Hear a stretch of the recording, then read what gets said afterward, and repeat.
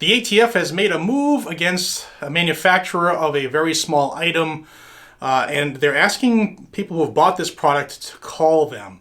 You're going to want to watch this episode of Guns and Gadgets before you do that, trust me.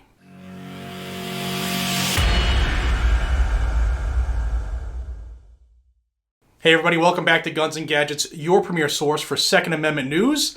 I want to first thank Shall Not Comply. They make the coolest, softest shirts in the game, and I am blessed that they have some Guns and Gadgets designs. If you would like to support the channel and support a locally owned company, Shall Not Comply, the link is down below in the description. Please check them out.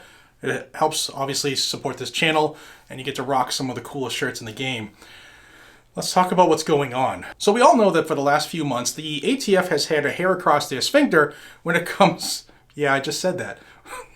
When it comes to solvent traps. Recently, they've taken an action where they actually arrested a manufacturer and seized his websites related to the product that he was making and selling called the auto key card. Now, I've seen several versions, somewhere there was a hole already punched through, somewhere it was just screen print. It looked like it was screen printed. I don't know, I don't have them, but and others where the design was etched into them or engraved.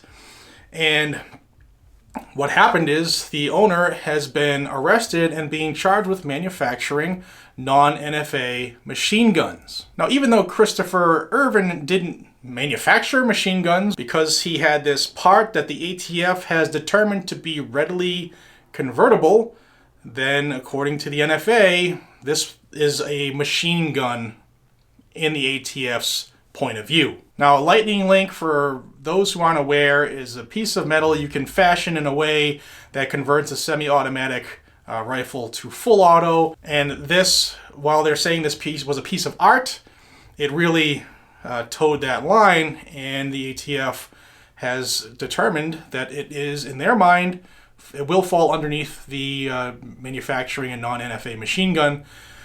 And he's been arrested and charged. And now the part that you're going to want to know is if you did purchase one of these items, the ATF probably has your files because they did a raid. They had search warrants along with the postal police. Now here on the screen is, this is what's on the ATF's website here. It says the websites autokeycards.com and autokeycard.com have been seized by the Bureau of Alcohol, Tobacco, Firearms, and Explosives and the United States Postal Inspection Service, pursuant to seizure warrants obtained by the United States Attorney's Office of the Middle District of Florida.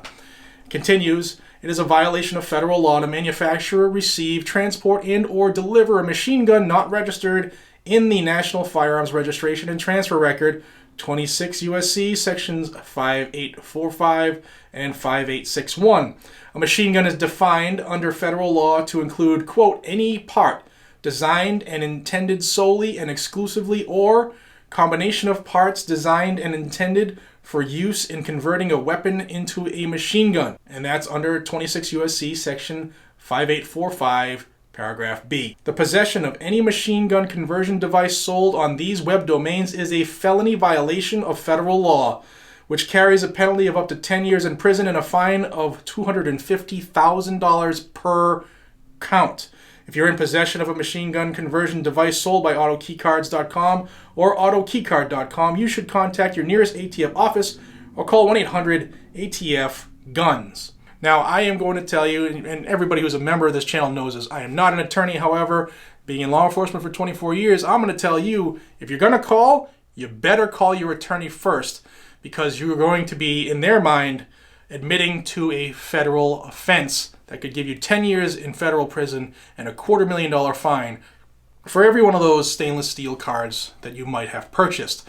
Now, for those who are saying, hey man, I'm not calling, if you have one of those, you could probably guarantee a visit by the ATF. If they somehow have your records, and I don't know how this company kept their records or whatever, but you could probably bet on a visit from the ATF, so please contact your attorney. Now, I'll refer here to an Ammoland article by John Crump, and he says here that Irvin sold these products as a novelty, and the auto key card did have a drawing of a lightning link on the surface, but it was far from finished.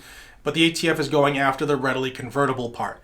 Okay? He also said that the company took orders from customers via a printable order form that the user would mail into the company with payment, whether it was money order or cash. The company would then send out the card to the end user. So again, guys and gals, if you happen to have one of these devices, I would contact your attorney and follow their advice.